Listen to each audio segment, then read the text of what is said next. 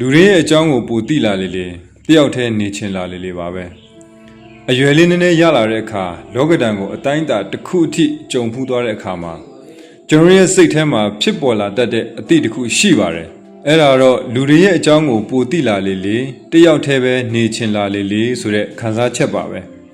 ဒီစကားကလောကကြီးကိုမုန်းတီးသွားလို့ဒါမှမဟုတ်ရင်လူတွေနဲ့အစင်မပြေလို့ထွက်ပြေးချင်တဲ့စကားမျိုးလည်းမဟုတ်ပါဘူးဒါကခါးသီးတဲ့သင်ခန်းစာတွေထဲကနေတစ်ဆင့်ရင့်ကျက်လာတဲ့ကျွန်တော်ရဲ့စိတ်အခြေအနေမှာအလိုအလျောက်ပေါ်ထွက်လာတဲ့ကာကွယ်မှုရန်တရားတစ်ခုပဲဖြစ်ပါတယ်လူငယ်ဘဝတုန်းကတော့ကျွန်တော်ကလူအများကြီးဝိုင်းရံနေတာကိုသဘောကျတယ်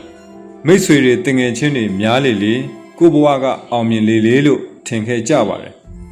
အဲ့လိုအတိအမှတ်ပြုခံရဖို့အတွက်ကိုယ့်ရဲ့အချိန်တွေငွေကြေးတွေနဲ့စိတ်ခံစားမှုတွေကိုအကန့်အသတ်မရှိပေးဆက်ခဲ့ကြပါတယ်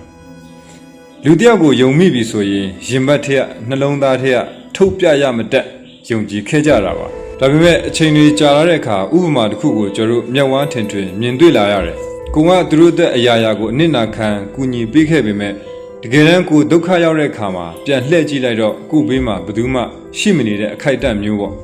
ရှေ့မှာပြုံးရွှင်ရွှင်နဲ့စကားတွေပြောနေကြပေမဲ့ကွယ်ရမှာကို့အကြောင်းကိုမကောင်းပြောဖို့ဝင်မလေးတဲ့အတူအယောင်မျက်နှာဖုံးတွေကိုကျွန်တော်တစတစပို့ပြီးမြင်လာပါတယ်ဆက်ဆံရေးတိုင်းမှာအပေးယူတွေပါလာပါတယ်ငါ့အတွက်ဘာကျိုးရှိမလဲဆိုတဲ့မိကုန်းကလူတွေရဲ့ရင်ဘတ်ထဲမှာကြီးစိုးနေတာကိုလည်းမြင်လာရတဲ့အခါမှာကျွန်တော်ရဲ့စိတ်တွေဟာတဖြည်းဖြည်းနဲ့ပင်ပန်းလာပါတော့တယ်စိတ်ပညာရှုထောင့်ကနေပြောရရင်လူမှုဆက်ဆံရေးဆိုတာစွမ်းအင်အများကြီးသုံးရတဲ့ကိစ္စပါအတူအယောင်တွေဒရမာတွေတကူကောင်းဆံမှုတွေနဲ့ပြည့်တဲ့ဆက်ဆံရေးတွေမှာစိတ်အင်အားတွေကအလဟတကုံဆုံးရဖန်များလာတဲ့အခါကျွန်တော်ရဲ့အုံနောက်ကဆူညံမှုတွေကိုရှောင်ကွင်းပြီးငြိမ်းချမ်းမှုစီကိုပဲအလိုလျောက်ဥတည်သွားပါတော့တယ်အဲ့ဒီအခါမှာအပြင်းပန်းဆက်ဆံရေးတွေထက်ကိုယ်သွင်းငြိမ်းချမ်းရေးကိုပဲပူပြီးတော့မှတန်ဖိုးထားလာကြပါတယ်ဒါကြောင့်ကျွန်တော်ကတယောက်တည်းနေရတာကိုပူပြီးတော့မှသဘောကျလာကြတာပါဒါကအထီးကျန်တာမဟုတ်ဘူးကိုပြန်လဲရှာဖွေတွေ့ရှိတဲ့တိတ်ဆိတ်ငြိမ်းချမ်းခြင်းပါလူတွေနဲ့ရောနှောပြီးအတင်းအကျပ်ပြုံးပြနေရမယ့်အစားတယောက်တည်းကော်ဖီလေးတစ်ခွက်တောက်ရင်စာအုပ်လေးဖတ်ရတဲ့အချိန်တွေကိုယ်ဝါဒနာကိုအေးအေးဆေးဆေးအကောင့်ထဲဖွာရတဲ့အချိန်တွေကဘလောက်ထိတန်ဖိုးရှိလဲဆိုတာကျွန်တော်နားလည်လာရပါတယ်ဘသူကမှမျက်နှာချိုသွေးဆရာမလိုဘူးဘသူရဲ့ထင်မြင်ချက်ကိုမှလည်းဂရုစိုက်ဆရာမလိုဘူး